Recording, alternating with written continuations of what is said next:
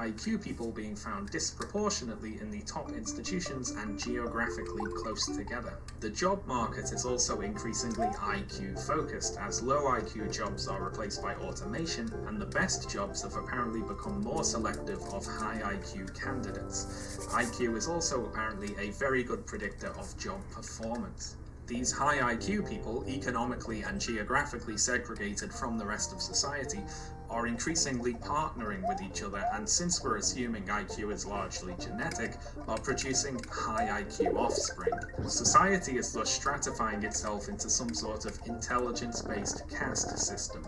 At the end of part 1, Herrnstein and Murray summarised their claims by saying, 1. The cognitive elite is getting richer in an era when everyone else is having to struggle to stay even.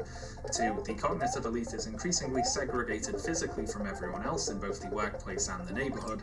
And 3. The cognitive elite is increasingly likely to intermarry.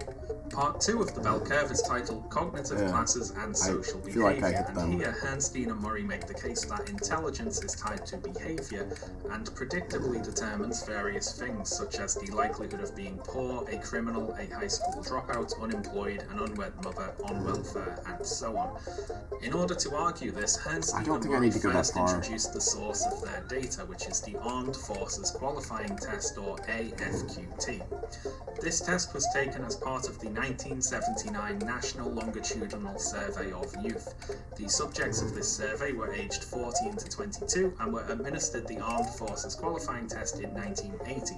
Researchers then interviewed the group over the following decade, asking them various questions about themselves. Herrnstein and Murray used the respondents' scores on the AFQT to determine the IQ of each person, and then used their later interview answers to calculate to what degree a high IQ is correlated with positive life outcomes, and to what degree a low IQ is correlated with negative outcomes.